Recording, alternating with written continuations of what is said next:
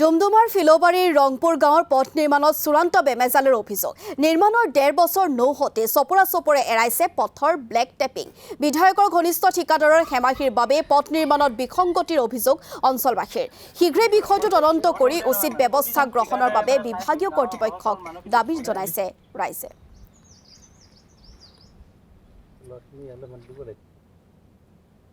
আপোনালোকক দেখালোৱে যে সিহঁতে যিটো পলস মাটি পেলালে, ৰঙা মাটি পেলালে, সেইটো আমি চফা কৰিবলৈ বাৰম্বাৰ ক'লোঁ।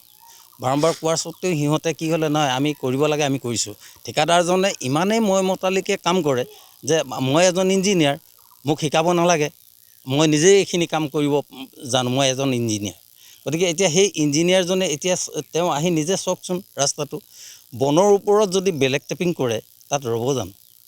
ৰঙা মাটিৰ ওপৰত ব্লেক টেপিং কৰিলে ৰ'ব জানো? কেতিয়াও নৰয়। এইটো আমাৰ সাধাৰণ মগজে আমি ঢুকি পাইছোঁ।